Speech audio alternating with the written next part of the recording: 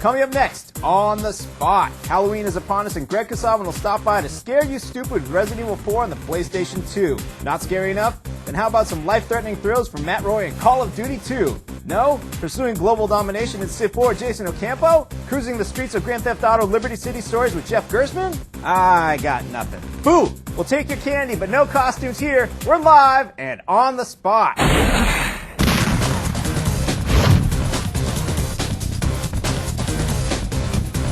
Hello, everyone, and welcome to On the Spot. I'm your host, Rich Gallup. Joining me, as always, Jeff Gersman. Well, not as always, regularly, Jeff Gersman. On occasion, I stop by. Hi. How's it going? It's going well. You're looking a little svelte in that that video there. Oh, you like? Yeah. I've been working out. Oh, nice. Nice. I have to say right now. Guess what? We have a brand new page.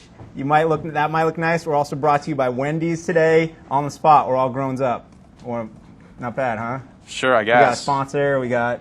I guess obviously basic members already knew that we're sponsored by Wendy's. It's all kind of all over. The other people didn't know. Now everyone knows. Yeah. Cool. The world knows. Everyone knows. Great. On the Spot. Everywhere. Ryan McDowell, Matt Roy, what are you guys doing over there? We got all kinds of games over here, man. Oh yeah, what are you going to be playing later We got today? some Call of Duty 2, isn't that right? Call of Duty 2. Great. He's got a level Cool. loaded up for us called Rangers Lead the Way. Nice. We'll be getting to that in a little bit. As always, GameSpot Complete members, we're taking your questions all the time in our brand new page right below us. It's a nice little square. So it actually is directly below. It is now directly below us. It's straight down there. Check it out. Give us your name, where you're from, where your questions are all about, and we'll read it here on the show. And we want your questions on Grand Theft Auto Liberty City Stories. Sure. Call of Duty 2. Yeah. Civilization 4. Resident Evil 4. And, all kinds of other stuff. Yeah, whatever. Just, how are we doing? Here's the answer to that one, though. Exactly. Pretty good. We're doing pretty good. Pretty good. We got some new updates that have recently been added to the show since we made all the promotion for it today. Earlier we said we're giving away 3 copies of Resident Evil 4. Right, that's great. We're giving away 4 copies of Resident Evil 4 at the end. And 3 copies of Call of Duty 2 for the PC. Now you're... No, it's true. Don't lie to people, man. It is so true. And the best part is there's something amazing going up on the site tomorrow. Amazing, highly anticipated, amazing bananas. Bananas? I'm teasing it right now. I like bananas. I'm teasing it right now. I like bananas a lot. Yeah, and we'll show you a clip at the end of the show. Potassium's important. It is. Yeah. I had some of my Frosted Flakes this morning. Good. Yeah. Good work. Nice. That's why you have that bright smile. Everything's going great. Will hear that. Yeah. Will give us the hookup or something. Yeah. Maybe. We'll see. But right now, earlier this week, we sent a strike team up to Canada to check out a great game coming up for Nintendo called Super Mario Strikers. It's Mario playing soccer. Soccer. He has to play every sport. He is like, Bo Jackson is a sucker at this point. Deion Sanders, nothing. Mario. He's amazing. And he's doing it all in like those hard wooden leather looking shoes. Exactly. Yeah, he's a hard. maniac. Yeah. And his hat never falls off or anything. Nothing. It's crazy. And we have a whole bunch of gameplay movies, we have some preview coverage, and we have a really nice interview for it on the site. And we're about to show you a clip of it, and when we come back, we're going to play some Liberty City Stories and Call of Duty 2. So here it is, Super Mario Strikers. Check it out.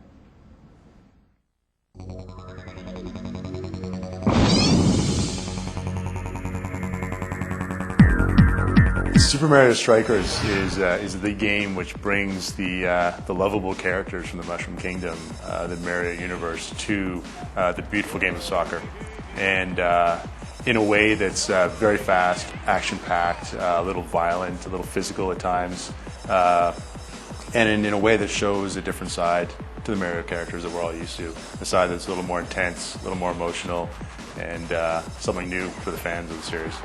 We took a lot of things when Nintendo approached us. They were looking for a different take on Mario sports for the first time, and we wanted to work in a lot of sort of Western world elements of sports, the Premiership in Britain, National Football League, NHL in North America, and kind of legitimize the sport within the Mushroom Kingdoms. The things that Super Mario Strikers has in common with soccer is the ball, the field, and some goalies, and I'd say some underlying philosophy. It's 4-a-side plus a goalie. The field is obviously not as big as a soccer field, but we wanted to make sure that it wasn't too small that it became a ping pong match, so we really made sure there was a midfield area where the teams battle for the ball, And you have to play soccer to play this game, and the environment in the field is a very important aspect of making sure the integrity of soccer was kept intact. We really wanted to take all the highlight reel elements from the game of soccer and sort of beef it up a bit with things you'd never expect to see on a soccer field, such as shells, bombs, Bowser attacks, electrical force fields. We eliminated a lot of the stuff from soccer that slows down the sport to a certain extent. We really paid attention to not making the game of soccer disappear altogether. Keeping the core of soccer was really important, and anytime we added a feature, we thought very carefully about if it was going to stop people from playing soccer, if it was going to take the attention away from the soccer ball, from scoring goals. And so even the features that we've added in, including power-ups and items and some crazier over-the-top features, don't take away from soccer. It's all the best things you love about soccer and a lot of stuff you just never expect to see on a soccer pitch. All right, and we're back. That was a look at the strikers. If you want to see the rest of the interview, you can go ahead and check the game space. But right now we've got Matt Rory, the Matt Rory of the Rory Roundup. Rory Roundup. And you got some Call of Duty too, isn't that We right? do. Came out earlier this week, so we're going to show you a level from the U.S. part of the campaign. It's called Rangers Lead the Way. Rangers, and as you can see by the date, it is December 7th, 1944. And as we were discussing before we came on, that is when it was really going down. Yeah, it's a few months after D-Day, and America stormed across Europe, so now we're in Germany, and we're trying to take this Hill 400, which is something that the Germans don't want to give up. Now, Rangers Lead the Way, obviously, it looks like you guys are charged, and one of the things I saw when you were playing earlier is the amount of people that it sticks on the battlefield is incredible. Yeah, here we go. They do put a huge number of people on here. It's not quite as many as you're going to see in some other games, but you can often have like a couple dozen people. Of course, not a lot of these are just kind of like stage actors. They'll be dead pretty soon. Like they're going to run up right to those machine guns, and they're not going to have too much luck of it. I gotcha. Not to have too much luck. Now you're working on the game guide right now, right? I am right now. How far along is this into the game? This is pretty far. The U.S. It's weird because you can actually unlock campaigns before you're done with the first one, but the one before it. So the U.S. one comes last, but this is not the very end of the game. So we're not giving too much away. I gotcha. We're just trying to lay down some smoke here in front of these machine guns. The new big thing about the game is smoke grenades, where you can actually work now. In most games, you throw down smoke and they'll just shoot you right through it. But here, if you sit in the middle of smoke, you can actually evade some fire. And now we're up at the machine guns, so now we're going to try and get behind them, take them out. You've just got no fear. Yeah, you got to. Another good thing about having no fear is that you cannot really die. You don't have a health meter anymore. You only have you got like the red flashing, right? Yeah, red flashing. If you take too much damage in too small a time, you will die. But so long as you get to cover and you kind of kneel down or something. You you avoid grenades. That's the big thing. The Germans are real good with their grenades. They will often throw them right at you. Now, were you a fan of the original game? Yeah, I love the first game. Well, now, I was a big fan of it, too. For somebody that was a fan of the first game, what does this one bring to the table? Is it just graphics? Or? It is. The gameplay changes. The two big things are smoke grenades and the new health meter, which does change things a lot, but mostly it is just a lot better looking. And that was the end of you. I got punked. But the cool thing about it is they have checkpoints every couple minutes of gameplay, so instead of having to go through that whole machine gun thing again, there aren't any quick saves or actual saves. You only have checkpoints, and some people really hate that, but that's the way it is here, so it hasn't been too bad, but there are some times where you're going to hit a difficult spot and you have to go through it all over again in your checkpoint list. So what's going to happen when you actually do get into this little bunker room? Well, the objective on this hill is to take out 3 of these bunkers around the map. So what I got to do is get in here and kill these guys without dying, of course. And then I'm going to be sent out to this other. I'm going to be sent out into this other. Find out these other bunkers and try to take them out as well. Gotcha. It's just a matter of trying to kill these guys. Now, when are you planning to have your full game guide up? We're hoping tomorrow. I'm going to have to be here pretty late tonight to get it done, but we're hoping to get it done and get it up on the site tomorrow. Right on. Now, while you're taking care of these Nazis, can I ask you a couple questions? Sure, go for it. All right, I got some from. This one comes from Charlie out of East Stroudsburg, Pennsylvania. Did Infinity Ward create a new engine or use a new engine, or is this still on the engine of the original? This is a new one, right? I believe it's a new one. It's proprietary. I don't think it's Unreal or anything like that. I think they made it from scratch for this game. Bobby Oler out of Montgomery Village, he's asking, the folks over at Infinity Ward have been saying that Call of Duty 2 will be much more open-ended than the original. Is this the case? Because I didn't get that from the demo. It's weird. Some levels are better than others where you can actually choose your... you'll have like 5 objectives in one village and you have to be able to choose which one you want to go to first. So it is a bit more open-ended and the levels are obviously a lot bigger. So you have a little bit more freedom, but it's not Deus Ex or any kind of huge choose your own adventure type thing. It's still a fairly linear game, so Gotcha. take that for what it's worth. As you're going through, I got some more questions coming at you. Sure thing. This is the question that you do not know the answer to, so I'm not going to ask that. All right. Kevin Darnell out of Calhoun, Georgia wants to know how many weapons are there? There are quite a few. There's pretty much everything from Call of Duty, I think, which is already about a couple dozen weapons from all the different sides. And there are also some new ones. There's a new German semi-automatic rifle. There's a new submachine gun for the Russians. So there's a bunch of new stuff. It's not. They already modeled most of the World War II weapons in Call of Duty, so there wasn't too much they could add, but they did put a few new things in there. So. I don't know. So you're just working your way through the smoke here? I'm trying to get through the smoke. This is on hard, and once you get to hard or veteran, it's legitimately difficult to get through here. See, now I'm... Oh, look at you. I'm a Rambo.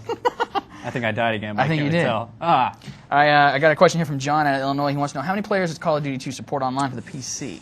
PC, I think it's 32. I haven't, that's a good question. I believe it's at least 32, but I'd have to double check on that to make sure. Is your guide going to have a little multiplayer tips in there too? It should. I have to get online and try it out. Okay.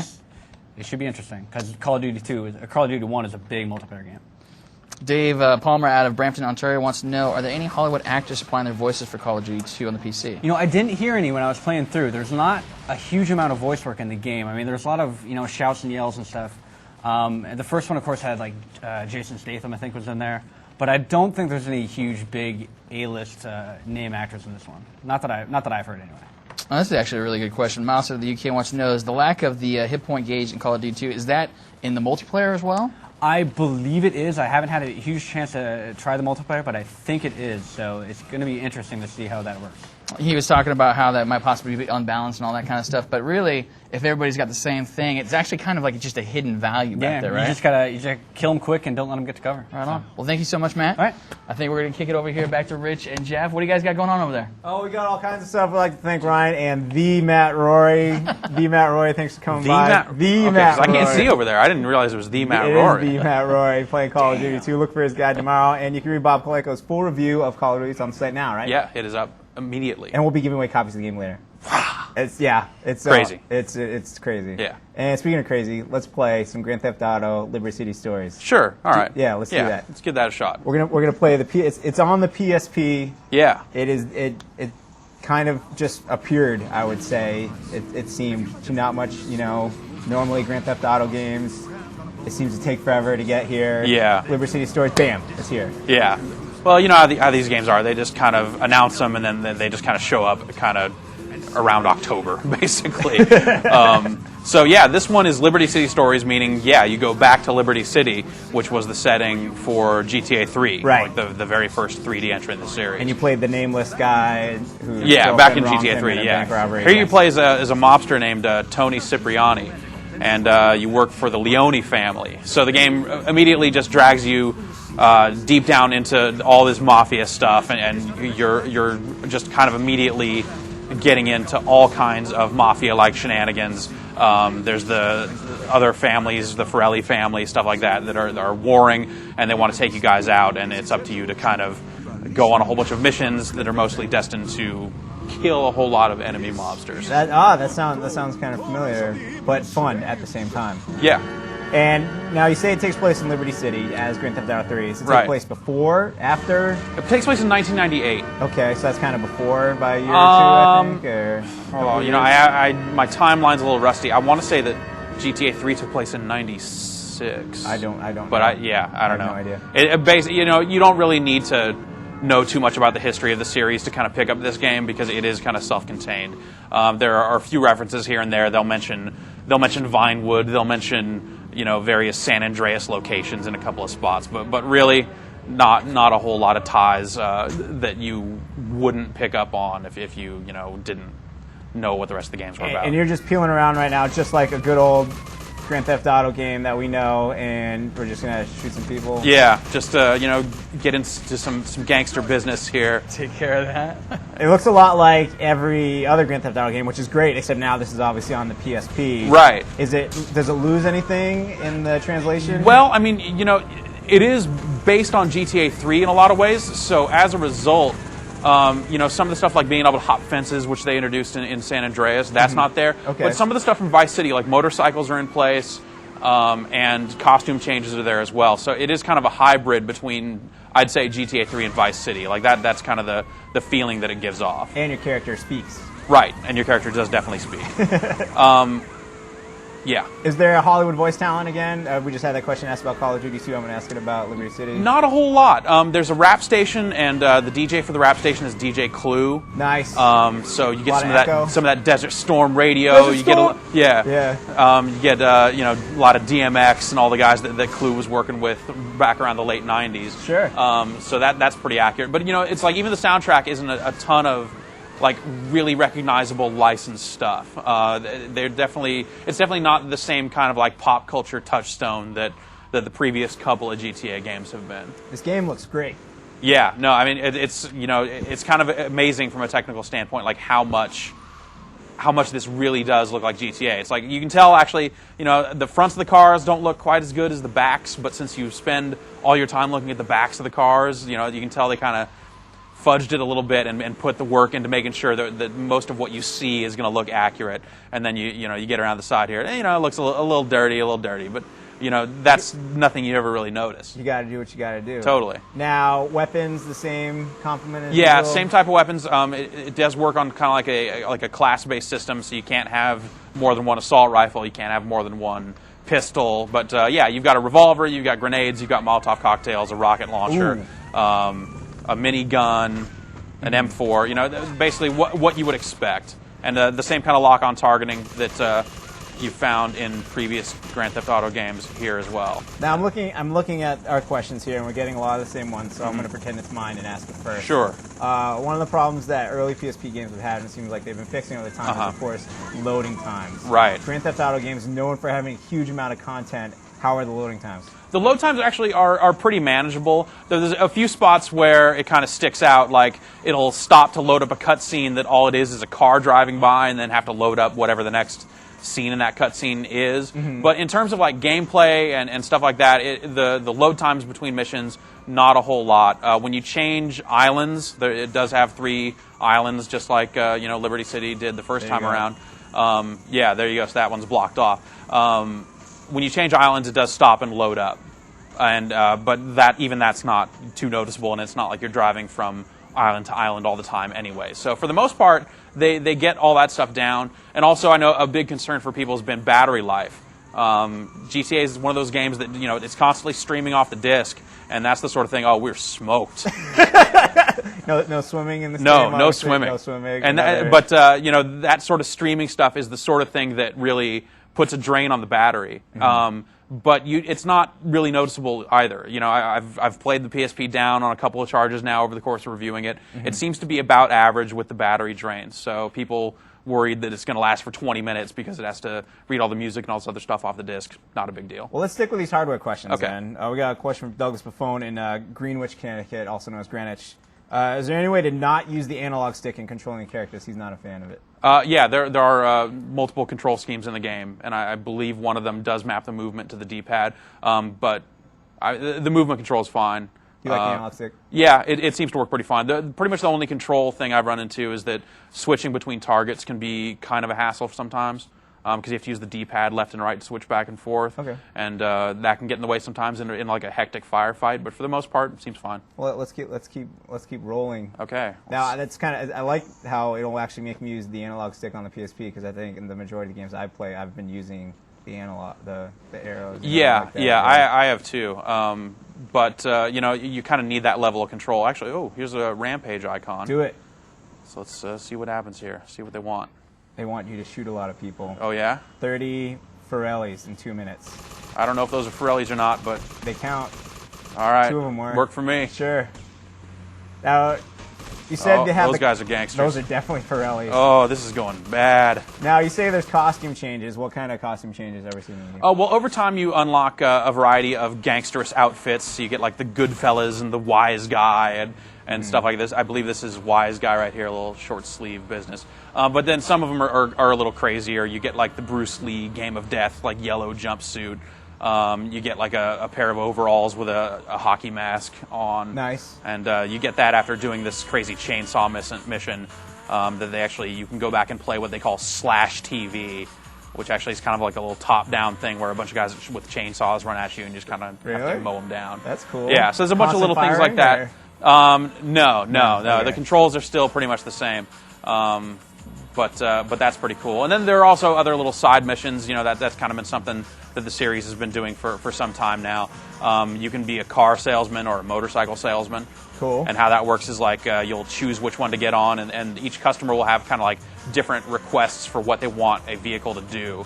So if you get in a fast car, for you to sell it to them, you'll have to drive really quickly and show them that it can go fast, or show them that it can go off-road or whatever. And so you have to fill up a meter by driving how they want you to drive to get them to buy the vehicle. Clever. Now another big part, I see head radio getting called up. Yeah. With every Grand Theft Auto game, tons of radio stations, tons of music. Yeah. Do we trade in with the PSP? Does this mean fewer radio stations, fewer songs? There are fewer songs, Okay. definitely. Each radio station seems like it is quite a bit shorter, but there are a lot of stations here. You have the Liberty Jam, which is the rap station, Flashback. This is kind of your electronic station there. World Music on Radio Del Mundo. Nice. Lips 106, Rise FM there. K-Jaw, your reggae station. So what's your favorite song that's in the game?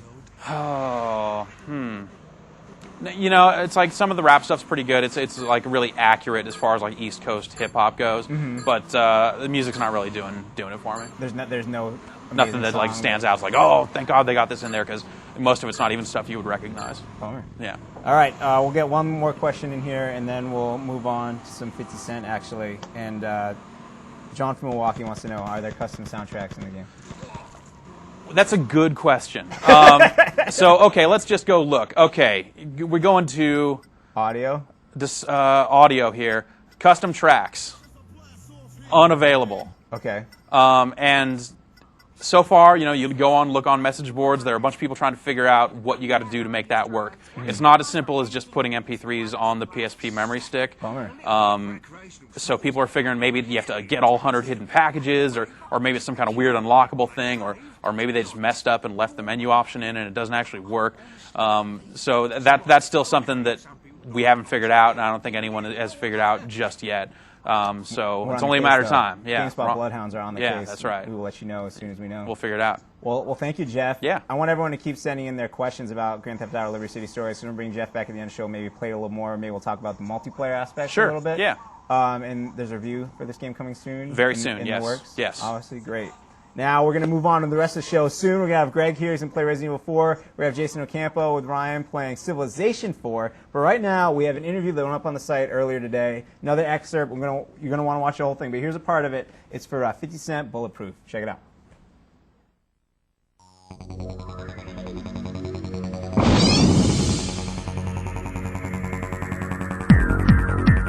The way the game kicks off is we do a little bit of a time jump. It starts off with 50 getting shot, and 9 times.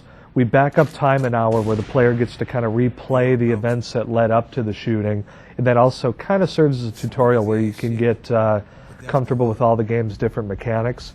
And then once you play through that opening chapter, 50 then gets shot 9 times. Next thing you know, you wake up in a back alley doctor. And what 50 initially wants is he's looking to kind of rebuild what he's lost and find out who shot him and why, but ends up getting involved in a much, much deeper crime conspiracy that pits him up against the most dangerous crime families and factions in New York. And it spans internationally as well. Working with 50 is just incredible. I mean, the guy brings so much to the table. Not only did he bring Terry Winter in to write the story, but he helped us bring in additional characters for the game. Like he brought in his G-Unit guys, Tony Ayo, Young Buck, Lloyd Banks, and all of those guys play key roles in the game. Lloyd Banks is the lock picker of the group, so he'll deal with any locked doors. Tony Ayo deals with explosives, so if there's something between you and progress, he can blow open doors and do things with explosives. Young Buck is a weapons specialist, so he'll dual wield. He'll do things to help you kind of thin out the enemy herd. And then you've got Dr. Dre as Grizz and Eminem as McVicker, Detective McVicker. When you interact with Grizz, he's the arms dealer in the game, so at any time you can buy weapons or armor upgrades from him. Detective McVicker, Eminem's character, he's kind of the shady figure, no pun intended, but he kind of gives you things to do that are kind of questionable integrity. You'll work with him at different points in the game, and all these characters also have, not only are they present in cinematics, but they have real-time roles within the action as well. From scratch, and so they got rid of a lot of concepts. Oh, that look at that, we're back. Oh, yeah. Look at that. Isn't that awesome? So yeah, here we are. That was the 50 Cent Bulletproof. Now I'm standing by with my good friend Jason O'Campbell. How you doing, Jason? I'm good, man. And you've got a little Civilization 4, and we were just actually yes. talking about it during the break. Yeah, Civ 4, it is the long-awaited sequel to perhaps the greatest PC strategy game series of all time. And this is the game that it takes a pretty big leap for the series. It's the first one that goes full 3D, but more importantly, it rewrites a lot of the underlying rules of Civ, rules that had stayed the same since the first Civilization came out 15 years ago. So in many ways, this is a much more streamlined, much faster, much better played game. Gets rid of all the things that you might have bugged you about Civ in previous versions. I gotcha. Now let's back up a sec for Yeah. the folks at home that might not be fans of the Civ series. What is the game all about? It's a real-time strategy game, but what's it have? It's a turn-based strategy game where you basically have to guide a civilization from the Stone Age to the Space Age, and you start in the darkest 4,000 years BC with a single little tribe. And you have to grow that into a great civilization. So you create cities, you link them up by roads, you farm the land, and you start researching technologies that let you build new stuff, like new buildings, new structures, and new military units. And then as you expand, you meet up with your neighbors, which is over here, and you start interacting with them. You can do it peacefully, or you can do it militarily. You can attack them, they can attack you, and it's this constant race to get the next big technology so you can get the new unit so you can wipe these guys off the map. They're trying to do the same to you. So, it's very much in a very addictive race that you go from the beginning to the end, and you don't want to stop. And does it start basically with just a guy and a rock and a stick, and does it go all the way to us going to space and all that, or? Yeah, pretty much. It's one of the cool things is the scope of the game does cover all of human history as we know it. So you do start in the Stone Age with, you haven't even invented the wheel yet. Oh, wow. And by the end of the game, you've got stuff like stealth bombers and M1 tanks, and you're building, one of the ways you can win the game is you build a spaceship that travels to another star. I gotcha. And if you're the first civilization to do that, you win. So that's one of the victory conditions. So in between, you have everything else. So a lot of times, if you have a big technological lead, you can send in tanks or knights up against more primitive units. And Civ 4 rewrites the combat rules, so odds are you'll win a lot of those battles, but they still kind of keep it kind of balanced for gameplay. I gotcha. Let's take a look at some action here. Yeah. What's happening? And is this land? Is this I see it says Chicago and Atlanta, and I mean, are these Philadelphia? Is this it doesn't look like our current landscape or? No, the game randomly generates a map. You can give it, different. Do you want islands? Do you want continents? That kind of thing. And then, every game is different. That's one of the great things about Civ. That's what makes it very replayable. I'm playing as American, so all my cities tend to have American names. Except this is an interesting one. This is Angle, which I believe was originally in, it was another civilization, and I conquered it, so it's my city now. But yeah, so you have New York, and obviously it's not New York as we know it, but it's still a pretty big city. It's one of my first cities, and you can see I've built it up. One of the nice things, you look in this game, you can zoom down, you see all the improvements you built and stuff. But what are those two big dudes? Yeah, the military units. This is one of the things. There's people wonder about the scale, and you have to keep in mind this is a strategy game. It's abstract. So let me move these guys out of the city. These are like garrison. One of the things you want to do in Civ is you always want to make sure your cities are well defended, because otherwise somebody will just walk around and capture it. And here's kind of an example. I had these I've had these primitive units around since the beginning. I haven't upgraded them yet. In comparison, I've researched gunpowder, and here I am with some musketmen. And if these guys actually fought, which they wouldn't, but if they fought, they would. You could pretty much tell who would win in this battle. And what do the battles look like? Is it is it kind of any kind of strategy game that we've seen that is turn-based, where it's one side on one side, one side on the other, they both got values and they shoot and then the values drop? Is that pretty much how it goes? Pretty much. Let me go ahead and show you. Let me declare war on these guys. And we got to go through here. Yeah, I'm going there. Here we go. So these are my musketmen. Do I have to declare war? Oh no! See, the thing is, I'm at peace with them, so I will have to do. One of the things I'd have to do is go into here, and who was that? I think it was these guys. What's the screen we're looking at here? This is the Foreign Advisor screen. So you go in here, and you can go ahead and let's see if you want to trade with different civilizations, or if you want to make demands of them, or if you want, any kind of thing diplomatically can do. So I want to make a deal and say, hey, I'll give you technology, I'll give you philosophy if you give me, say, gold or anything else. And depending on, you can see one of the nice things is the reaction of this guy. So he's kind of thinking it over. He's thinking he's thinking this guy's trying to rip me off. Yeah, and then you can ask him like, hey, what will it make, what will it take to make it work? And he'll go, okay, we'll do it with this. And so I'll say yes. And he's still kind of contemplative, but some of the world leaders are fun. Like Catherine the Great kind of flirts with you, and when she doesn't get her way, she looks really pouty and such. Now, is it just the text, or they actually have voice actors for those? It's just the text, although there is some voice in the game. Like all the little civs speak in their languages. One of the interesting things, even the dead civs, dead languages, they kind of had to make up something for them. The main voice really is actually the narrator, who is Leonard Nimoy, which is one of the cool aspects of this civ. Because yeah, it's cool. Every time you research a new technology, you hear Mr. Spock. That is awesome. Yeah. Spock are down. Yeah. All right, I got a question from Daniel Cooper out of New York, New York. He wants to know, how long does the average Civ 4 game take? And I guess it totally depends, all right? It really depends on many things. I mean, there are three different speed settings in the game. So you can start with quick, normal, and epic, depending. And then it depends on how you set up the game. If you have a really huge world, that will take longer. A small world will be shorter and such. Our experience is this is a pretty fast-paced game because they got rid of a lot of the micromanagement. So you can usually get through, maybe with a quick game, 1 or 2 hours. With a normal game, 2 to 4 hours, I'd say. I gotcha. I've got another 2 to 4 hours. That's pretty good, right? But you play game after game. It adds up real fast. Wow. Eddie Willman out of Ronneby, Sweden wants to know, is there much waiting for the other players in Civ 4 multiplayer?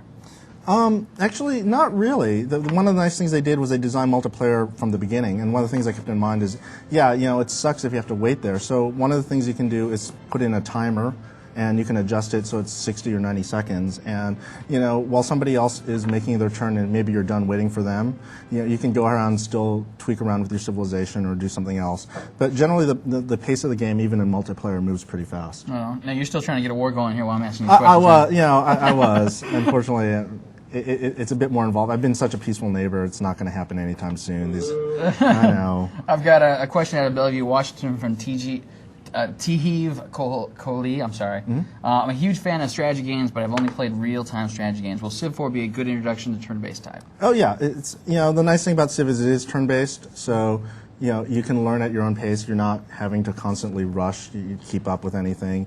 You take the turns one at a time, and it's generally a bit complex, but they have tutorials and such. You can get into it. There's huge fan bases for this game. You can read up a lot of walkthroughs and such, and in many ways, it's intuitive. I mean, it's about history, and you kind of understand a lot of these concepts to begin. Like Stone Age is like less powerful than, say, the gunpowder and such like that. So it makes sense. It's not kind of some weird fantasy game where you don't understand what's going on. How many people can play together against each other? How's that work? I guess it's together or with or against, right? Because you can ally and all that kind of stuff. Yeah, right? Multiplay. Let's see. It's quite a bit. I think you can get they were talking about. Potentially even, I think, 19. I think they scaled it down. But you can get a large number of people going. One of the things that we have to wait for, though, is a persistent turn-based server, which they call Pit Boss. It will be released in December for free.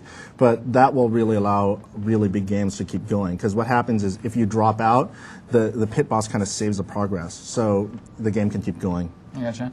Sam out of California wants to know, can you fast-forward through time if there's nothing to do? Fast forward, I mean, yes, in a way you always hit the next turn and you wait for something to happen.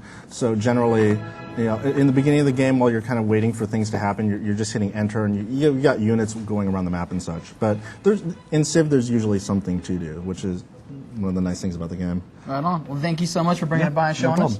Appreciate it. And Rich, you got another 4 over there. You got your Resident Evil 4? I sure do. I'm Greg Kasavin here. How's it going, Greg? Good. Thanks for coming. Thanks. Now, Jason, I don't want you to go anywhere. I want you to get a war started. We're going to come back to you by the end of the show. I want to see a fight. I want to see. I'm not bloodthirsty. I'm saying that was a whole lot of peaceful activity. I want to see some action.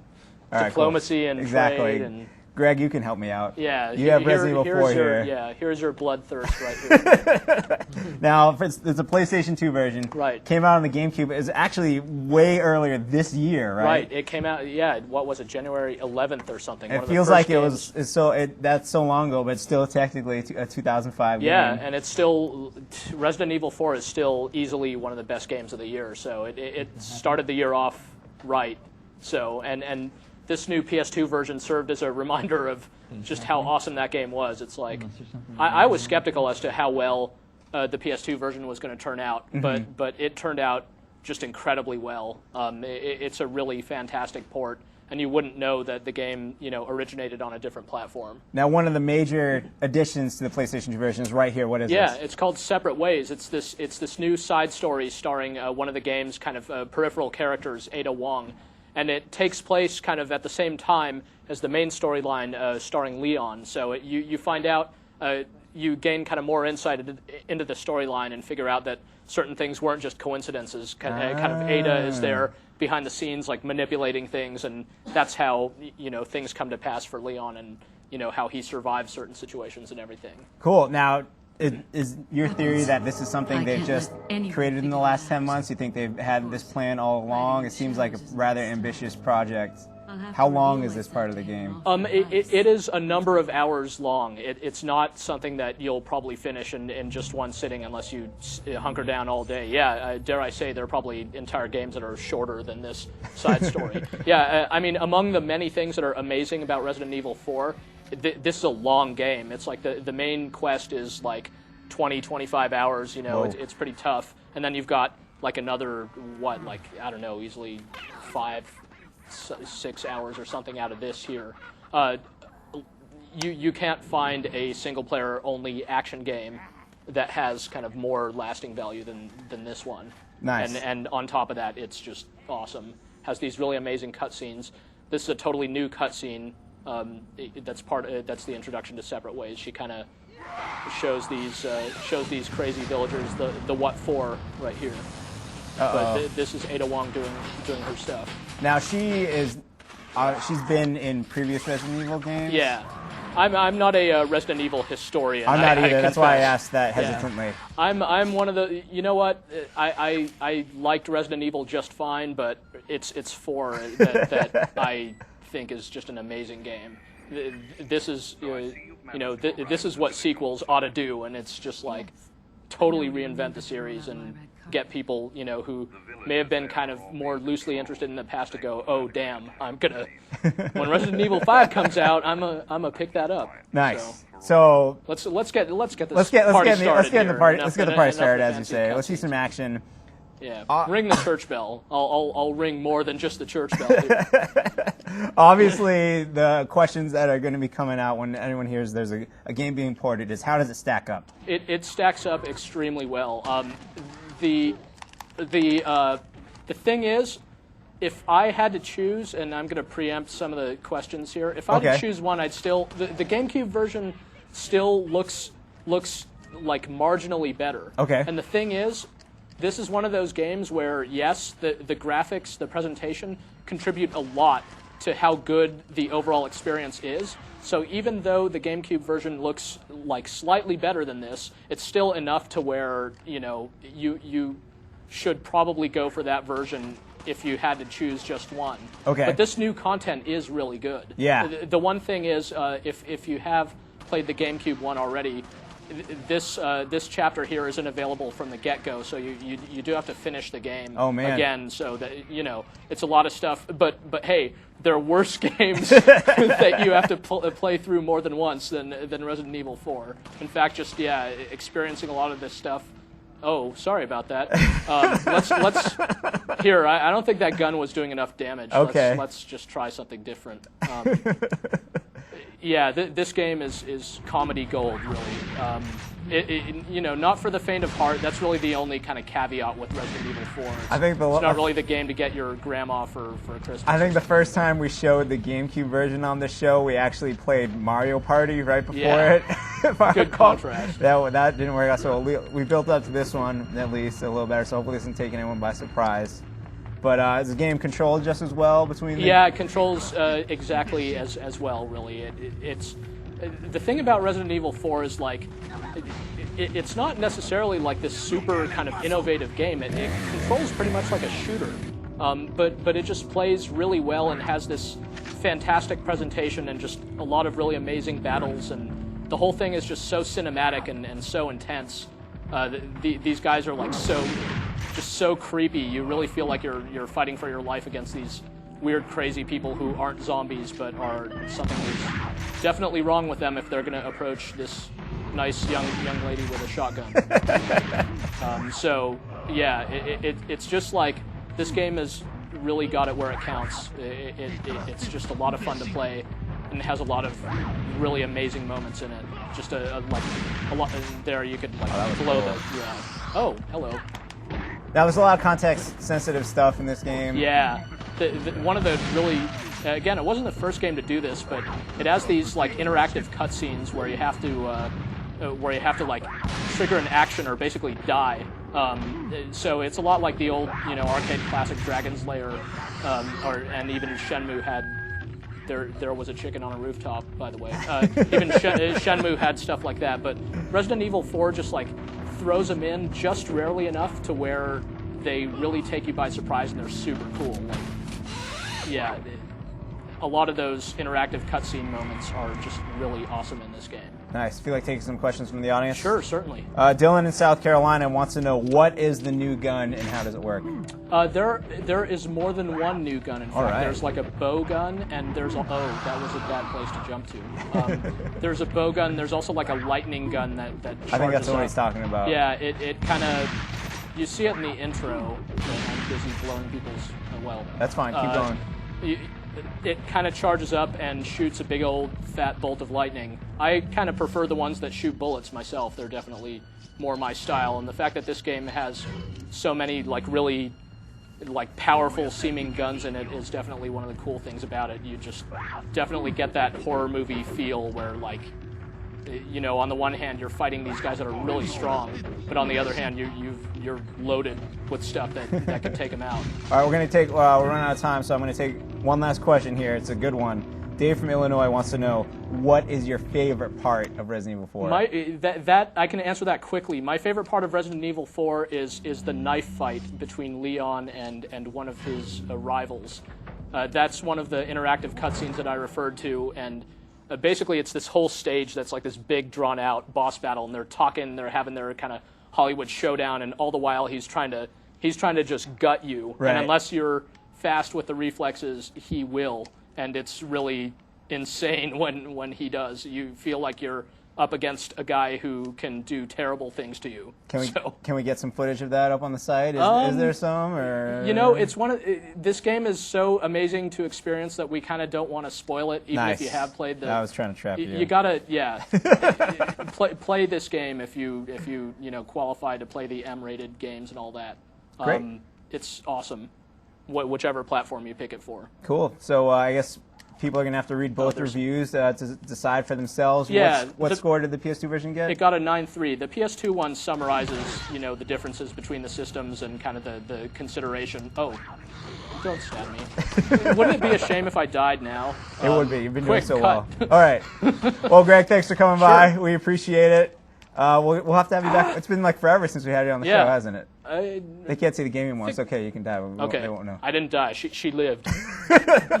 Everything was fine. Well, thanks a lot, Greg. Everyone should check out his full review, which is on the site now. We're about to bring Jeff back for a little bit more Liberty City and maybe see if Jason started a war yet. But before then, we have a brand new trailer in for Fatal Inertia. It's a Koei game for the PlayStation 3. It's a racing game. Looks cool. Check it out.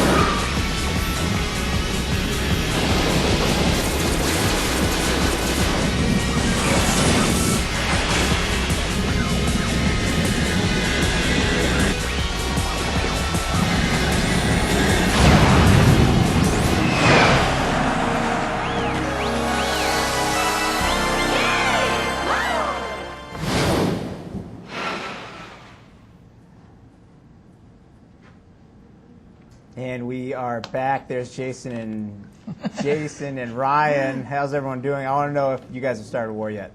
Yes, we have actually. And Let's see I've it. been I wanna waiting see it just right for now. here. Business. All right, I got some cavalry and I got some modern day infantry. Well, kind of World War I infantry.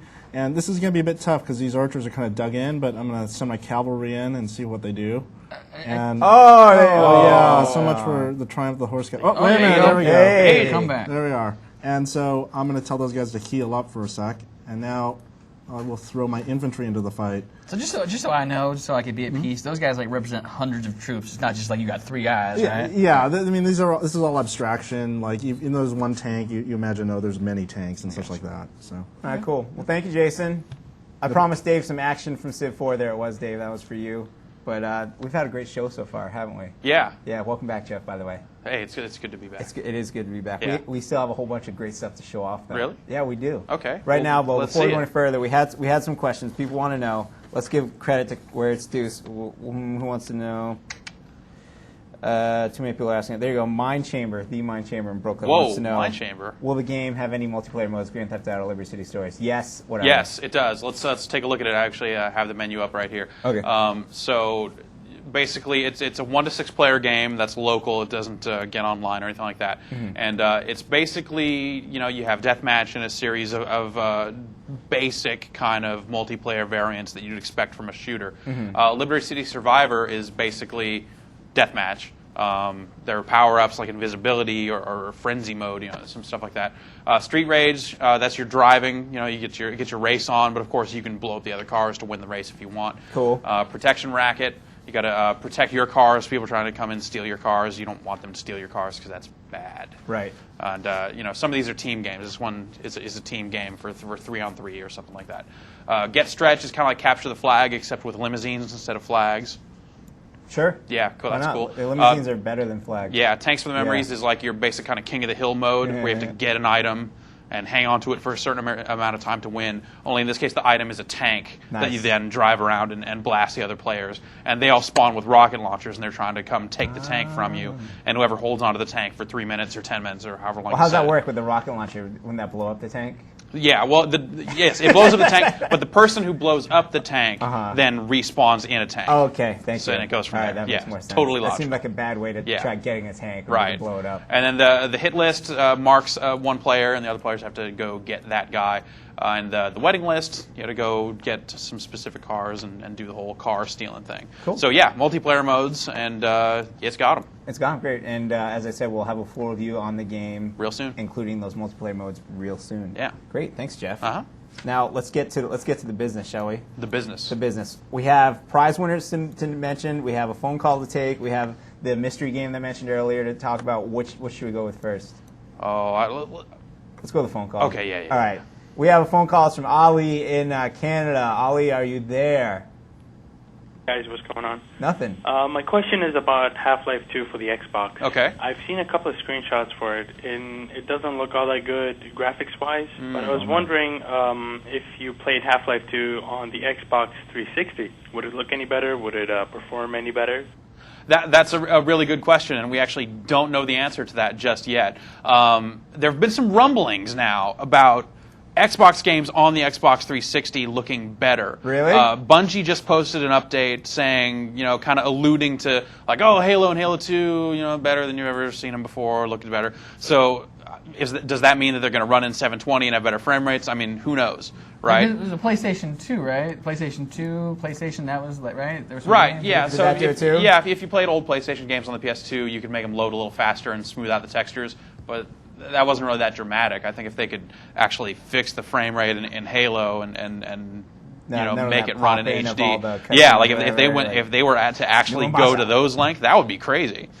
So who knows? I mean, it's possible that existing Xbox games could be programmed with that stuff built in, or that they could release that via patch on the Xbox 360. So much stuff with the backwards compatibility of the 360 is just such a total mystery at this point. That anything goes. Who knows? That's a great question. Thanks, Ali. And if you want to send in your question, GameSpot Complete members, give us a call. Tell us your GameSpot Complete name.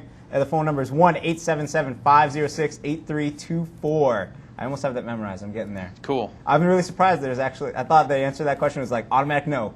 Nope, it'll look exactly the same because Yeah, no, we don't know. There have been rumblings going in that direction, but whether it pertains to Half-Life 2, who knows? I'm gonna guess. Yeah. No. You're gonna guess no? Yeah. Okay. But we'll see. We'll see. Great. Now, Ryan, I'm calling on your expertise for this next announcement we have. Yes, sir. What is going on this Saturday at GameSpot? There's going to be a tournament, dude. What kind of tournament? An Unreal tournament. Oh, you're saying Whoa, like what? it is Unreal this tournament? Actually, or? yeah, UT. UT is Oh, going to okay. be. Oh, okay. I thought it was gonna be like a knife fight out back or something. Like I can take all you guys. Yeah, but no, it's UT is going to be a GameSpot tournament, and it's going to be cool. Basically, the qualifying rounds have been taking place now throughout the week. We're looking at footage of it right now, right? There's some footage from the qualifying rounds. There's some people doing some business, and when we get down to it Saturday, it's going to start basically at 10 o'clock in the morning, and it's going to run till 2, and basically at the 2 o'clock mark, I think the final match starts at 1:30. So that's the showdown between the last two guys. I think they started something with like something crazy like 64 people, and so Saturday by 1:30 they'll be down to 2 people. And then that will go for the ultimate one-on-one, and there'll be somebody that actually wins. What kind of coverage are we looking at? We're going to look at, what we're going to be doing to show people how this is going to be and how it's going to go? Yes. Well, me and you are going to be kicking it here on Saturday. Working on the weekend, baby. I'm going to be here on Saturday? Saturday. I don't know about that. Way to go. Okay, I'll be here. It'll be fun. Live streaming video of the matches. Me and Rich doing our best to commentate. I think Callie Girl's going to be up in here. She's going to be talking about some of the matches and what's going down. Oh. So, there you go. That lady just got blown in half, dude. So, that's going to be the action. Cool, Be here on sounds fun. Saturday. So, and if people want to find it, just come to GameSpot on Saturday and you'll see links for it? That is correct, sir. Great, cool, that should be fun.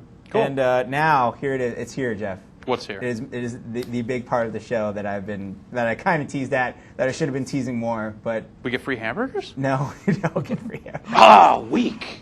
I'm sorry. I thought All right, that, tomorrow on the site, Uh-huh. there's a whole bunch of stuff going up about a very highly anticipated current generation game. We're going to have Okay. like a tour of the studio that makes it the first of a series of exclusive previews. Cool. All kinds of gameplay footage and interviews. It's going to be rolling out until this game's released. Awesome. The Yeah. Bible game, right? Yeah, no, it's not the Bible game. I'm not going to tell you the name of the game. I actually just want to roll this clip right now and let people figure it out for themselves.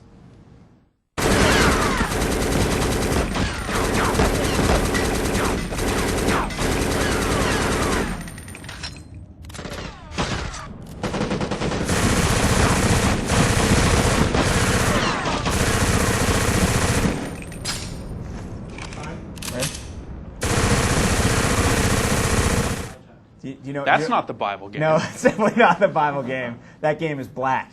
You damn right it is. There's all kinds of guns and stuff going off, man. That is dark business. I'm sorry, no, the name of the game is Black. It's Oh. Criterion Studios Black. So if you come back tomorrow, there will be a ton of gameplay footage, a interview, a tour of Criterion, in-depth preview, and it's just the first of many. I can't. Yeah, I played that game a few months back. It was awesome. So I can't wait to hear more about it. I was just rolling that clip over and over before the show Yeah. started. They're like, Rich, you can show a very small snippet. And I was like, I was going through all the footage, like, what parts can I show? Which parts should I show? And Wow. there's a lot more that looks just like that, and you'll see it, and better in different ways, and you'll see it tomorrow right here on GameSpot. Guns! All kinds of guns. Yeah. Tons of guns. All the guns in the world. They got. Yeah. Gangstar. Anyways, let's give away some loot, shall we? Yeah, all right. Or actually, before we give away, we got to mention the prize winners from last week. People that already won loot. Exactly. All right. The fine people from Red Octane were here. Yeah. And they brought, when they're giving away 3 packages of Guitar Hero. Yes. The game with the guitar and a really sweet Logitech surround sound system that Logitech hooked them up with. And then they gave we to hooked us, it and then up we as gave it like to a them. cycle of hookups that Exactly. eventually- So we'd like yeah. to thank both people at Red Octane and the people from Logitech for hooking up all these people. Yeah, because And I mean, it's a guitar rock. You need it loud. that's what they said. You need this. I've been playing it. You need it loud. You can't play it on a regular TV speaker. You need this. You need it loud. So the question was posed by John Tam, producer of the game. Uh-huh. He wants to know what is the only Gibson guitar with a whammy bar. We got a ton of answers, and I believe, like, historically, there might be old Gibson guitars or obscure ones that have the whammy bar, but I think we're looking for like the current. yeah, this is the answer he gave me. So Uh-huh. if you answered something different and you think that's your answer, you track down John Tam. But this is the answer he gave me. I'm standing by his word. All right. All right, and the answer he gave me was, he said something along these lines, very permutations of this phrase. Yes. Gibson signature Angus Young SG. Okay. So Angus Young Angus Young, yes. Right, AC/DC, right? AC/DC, yeah. exactly. Yeah, All right. his signature guitar with a whammy bar. with a whammy bar. Exactly. And the 3 people who got it right first where Aaron Pugh of Salt Lake City, Utah, Josh Adkins of McLeansville, North Carolina, and Claudio Camara, of Gilbert, Arizona. Congratulations. Gilbert! The game isn't out yet, but when it is out, we will get it and the Logitech packages to you, because we have your mailing address and everything. Yeah, game's out on the 8th. On the 8th. So it's out soon. Yeah. 8th of November. Yeah. Right. Okay. We also gave away, we had 100 demos of Shadow of the Colossus, and you had the genius idea of what? Giving people a handful of them so they can pass them out to their friends and be, heroes locally. And we have 20 heroes here. 20 heroes. All right, your mission, should you choose to accept it, is to pass out demos to the people that you're down with so that they'll think you're cool. That's a good mission. So that we don't have to mail out. The question was how many Colossi are in Shadow Colossus? The answer is 16? 16. All right. I'm going to just burn through these. All right, if you hear your name called, you have won yourself 5 demos of Shadow Colossus, and you must accept Jeff's mission. That's right. If your name is Matthew Field of Atlanta, Georgia, Braden Schraub of Long Beach, California, Kevin Darnell of Calhoun, Georgia, Scott Adair of Calgary, Alberta, Robert Kluver of Sacramento, California, Pedro Curry of Coral Springs, Florida, Eric Simmons of Newark, Delaware, Seth Kolowick, Harvard of Olympia, Washington, Chase G of Encinitas, California, Uchendu Nwachukwu. That's not even words anymore. Read that name. Start there and keep going. Uchendu and Nwachukwu, Staten Island, New York. Great name. Matt Clark, Spring Valley, California, and Pierre-Olivier Jourdain from so much Quebec. slower than me. Brandon you left the hard names at the end. Chris Shue of Sugar Land, Texas. Jason Greer of Strasburg, Pennsylvania. Mike Clark of Canada, Ontario. Daniel Smallwood of East Lansing, Michigan. Stan Pollock of Chicago, Illinois. Christian Tayag of Lombard, Illinois. And Jordan Smith of Bellefontaine, Ohio. Congratulations to all of you. These will be in the mail shortly. New rule. What? Any list over 5 requires graphics. Whatever, dude. That was fun. I could have given you some. You would have read them. Yeah. Ryan felt left out. Yeah. That's the new rule. Got to include Ryan more. Ryan, I'm going to include you right now. I want you to give away 3 copies of Call of Duty 2, if you would, please, sir. Okay. Go. Call of Duty 2. You saw it here. Matt Rory. He was the guy. You saw Matt Rory. Yeah, play definitely. That game. The Matt Rory. The Matt Rory. There was a level that I kept on touting the name of. If you remember that from our webcast of what the name of that level that we showed, the first level, go ahead. The first 3 people that send us that name, along with their full name and mailing address, get themselves a copy of Call of Duty 2. Cool. GameSpot Complete members, do it right now. And we're giving away 4 copies of Resident Evil 4, the PlayStation 2 version, to 4 more GameSpot Complete members using the form directly below us on this new, sparkling, amazing page. No, Jeff, it is below. No, it is below us. It looks great. No, down. Anyways. Okay. All right. Cool. So Greg was on here. We're playing Resident Evil 4, and I asked him. Ada Wong has been in previous Resident Evil games. He said, "Well, yes, but I'm not a Resident Evil historian." I said, "Neither am I." I am. So Ryan knows. Don't say anything. Okay. Please. All right. And the question is, how many and which Resident Evil games has Ada Wong been in? Just tell us which games she's been in. I'll give you a hint. Resident Evil 4 is one of them. There's more than that. There was the other one was. The other one. When I share using the forum at the bottom page, you have some complete members with your full name, full mailing address. First 4 people get it right, won themselves Resident Evil 4. Cool. I think I might know that one, but I don't know. Resident Evil storyline is such a blur at this point. It's like zombies and Umbrella and more zombies and that girl from the Fifth Element that was in it, and then they're not zombies. Yeah. And she's wearing just like the paper at the end of the movie. Really? Yeah. Haven't seen it. Sorry. I just saw that Jeff, part. That's the only part you want to see. Thanks for coming by. Stay tuned for Jeff's review of Grand Theft Auto Liberty City Stories. Ryan, great show today. You too, man. Thanks. I'd like to thank Jason for coming by. Good work, Jason. I'd like to thank Matt Roy for coming by, the Matt Roy. And I'd like to thank Greg Kassan for coming by. Yeah. Good. I'd like to thank all those guys, too. All right, good. And then some. But twice. Why you got grandstand? Hey, man. Whatever. All right, I'm going to thank our great crew for doing another fantastic job. And, of course, you for watching. And we'll catch you next week right here on The Spot. Nice new page. Ooh. Robot.